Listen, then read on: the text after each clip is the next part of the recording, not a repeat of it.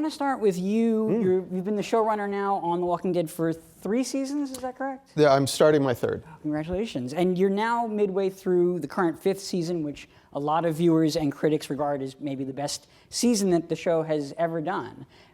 This year, though, it involves a lot of different camps of characters, a lot of locations, crisscrossing storylines. So can you talk a little bit about how you prepare for and organize a season as complicated as the one that we're currently in? This show has incredible source material of which we draw on pretty directly. So what I'm saying is the way I approach it is the most expensive fan fiction. Right, you read the comics thinking like, boy, I wonder who's going to get to figure that out. That guy has a tough job ahead of him. Or like, oh, should I post this to the forum? Right. No, I won't. I might become the showrunner someday. So the thing that always struck me about the comic book, which I think we're trying to tonally get as well, is the fact that it is this story that you follow this man who is the epitome of law and order. I mean, he's the embodiment of law and order. And you go on this extraordinary journey through this desperate hell and realize that you're kind of on his side. And the thing about Rick that I love is that there's a certainty in him that people follow. It's one of his strengths. It's also one of his weaknesses as well, because he's defiant. But what happens is people stand behind someone in desperate times, when they're certain. Now, what is intriguing to me is that there are morally ambiguous decisions that he makes.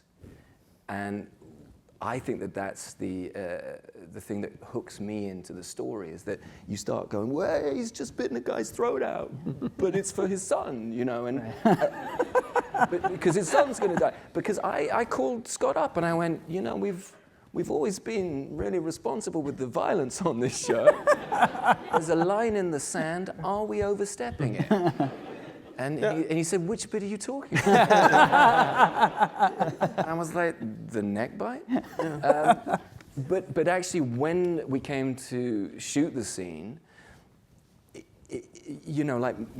most things that, he writes, it made complete sense. And as long as it was grounded in something incredibly powerful and humane, you can do things that are terribly inhumane in this show. And possibly that's the kind of juxtaposition that really gets people's juices flowing.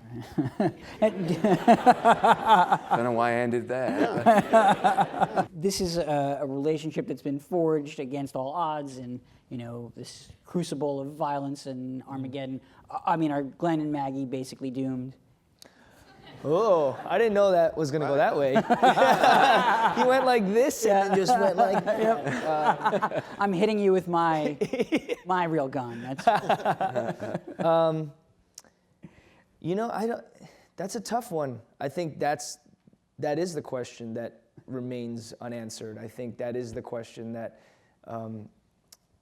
we're exploring at this point. Not necessarily just their relationship, but what does your constant hold on humanity do to you? Can you persevere in this world with that type of mentality?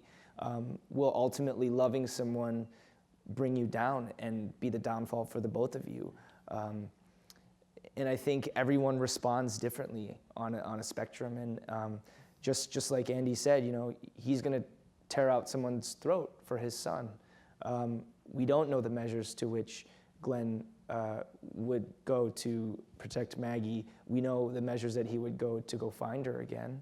And I think that's the question that we're going to see as we go further, is really exploring where these characters lie, where their moral compass is, what they're made of, as this world continues to batter them over and over and over. On days when you're perhaps not sinking your teeth into somebody else's neck, but let's say if you pick up a call sheet and you just discover, in another day or two I get to participate in some kind of zombie killing moment. I mean, do you look forward to those days? Are those more exciting days than... That smile. Yeah. Yeah. There's some stuff, I mean, like, I won't spoil it, but like, there's stuff that comes up in this second half where, like, we had fun just choreographing it. We're like, I'm gonna do this, and then you can come in and do this. And then when he falls, I'll come and jump on top, and then I'll do that. And it's like we're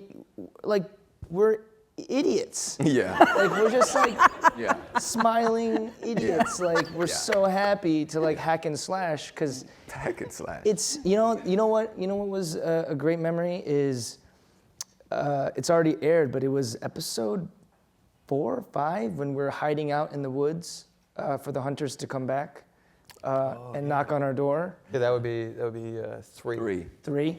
Yes. I'm sorry. No, I didn't want to be a know-it-all. Even the guy who doesn't watch the show knew that. Come on. But we were hiding out in the woods, and we were all. It was literally cops and robbers. Yeah. And Andy Oh, turns yeah. around to me and he's like, Check this out. awesome. I know. And I'm like, this is awesome. We're hiding out. It's nighttime. And then they We all come back have to the thing, and we're guns. like, yeah. we're gonna kill those. It never got on film. Like No, we never were just doing it. Yeah. We probably could have gone home. Yeah, I don't. Yeah, we could.